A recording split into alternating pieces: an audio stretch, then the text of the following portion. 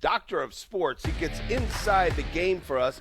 It's time for a conversation with Steve Clarke. Good morning to you, Steve. And we hear a whole lot of rumbling coming from Ann Arbor and the AD there.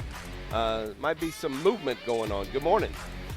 Good morning, Dave, and thank you for the honorary doctorate that you just gave to me. We want all of our folks to be doctors here, So. Plus, you'll be invoiced. Appreciate it very much. So, I come onto this program once a week to talk about 10 minutes in the world of sports. And for once, breaking news didn't happen at 9 a.m. 10 minutes after my segment was over.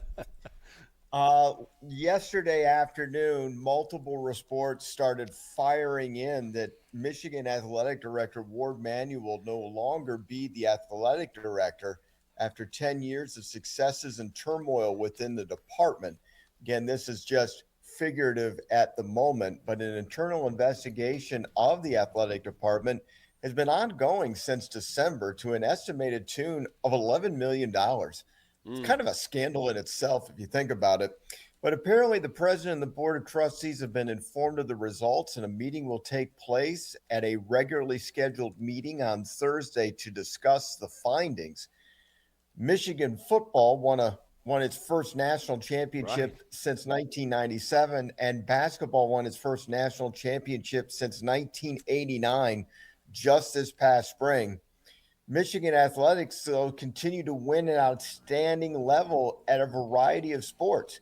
And most recently, instead of trying to go through the process of hiring an outside coach to replace Dusty May in the wake of him going to the Dallas Mavericks of the NBA, Warde Manuel quickly retained a Michigan basketball assistant coach to serve as its interim, and Mike Boynton quickly retained the entire roster with no defections. It's absolutely unheard of when there's a change in coaches. However, Michigan and its alumni, who prides itself on winning the right way, there's been an unprecedented amount of scandal out on the Hill. The familiar ones, of course, you're all aware of, especially in East Lansing and in the Ohio area, is the Columbus Stallions signing scandal. The inappropriate relationship between former Michigan head football coach Sharon Moore and a subordinate, a former offensive coordinator, Matt Weiss, who's been accused of hacking into a social media account of thousands of athletes to steal intimate photos over a period of nearly a decade. But in basketball, it was decided that Juwan Howard would remain as the basketball coach after he used an open hand swing at a Wisconsin assistant coach a few years ago. There's a certain amount of toxicity that was within the Michigan hockey program a few years ago. Now, one can argue these are examples of individual bad actors that were dealt with firings for the most part, but the sheer number of problems within the athletic department could be argued that the department is plagued with problems and requires a change. That's the feeling in Ann Arbor before these results from the investigation is coming out, and perhaps the results of this investigation will be public.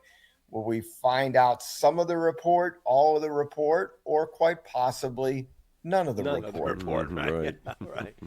But it's interesting, Steve, because if you look back in the not so very distant past, if you won a national football championship and you won a national basketball championship, you were the AD for life or until you wanted to go away.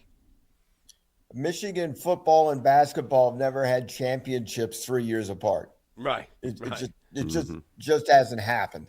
So an amount of unprecedented success, and the non-revenue sports have had very good successes as well. Yet there are all these things that our rivals want to make it public that it feels very tainted, and some of it is certainly very questionable.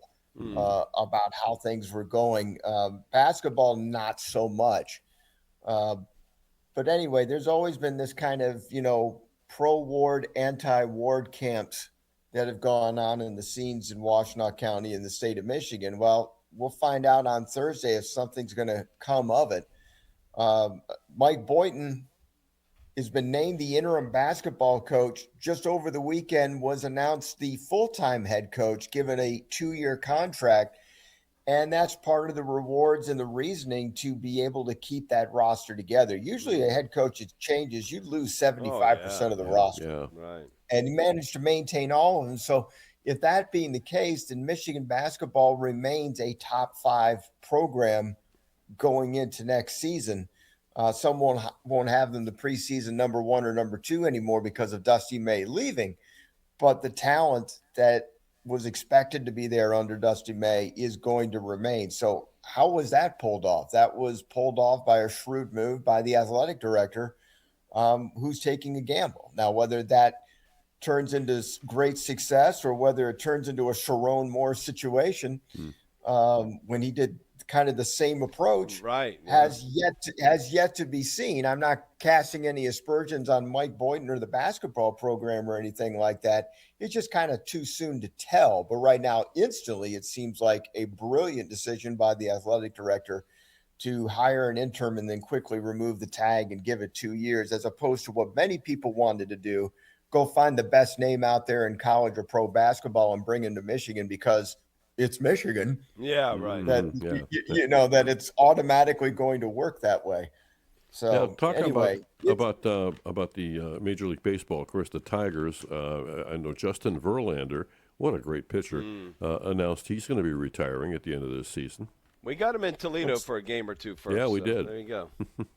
Yeah, it looks like the body is finally wearing out on him, and he said he wanted to know for sure before he let it go, and he's going to try to pitch out the rest of the season when the body allows him. But at the end of the year, that will be that.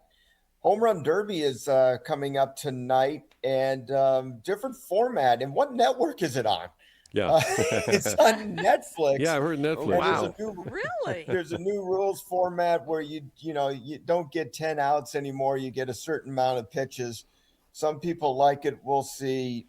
Netflix, let's just have Netflix not have any technical difficulties, Right. like these other streaming services have had. And hopefully there's enough people that will be able to see it on Netflix. Who knows? I mean, I don't think it's in every single household yet. And if they do that ABS challenging during something like the Home Run Derby, that thing could take days. That's right. It could. Hey, one little fun note. You remember Ted Lasso? Oh, yeah. Yeah. And the series it was and how positive it seemed, and it was kind of a different format. That was also on Netflix. Well, one of the star soccer players on Ted Lasso, Cristo Fernandez, made his United States League debut last Saturday Oh, as a my sub goodness. for Oh, Newcastle my Locomotive. He's known for saying football is life. Yeah. He was a former soccer player who had injuries in high school.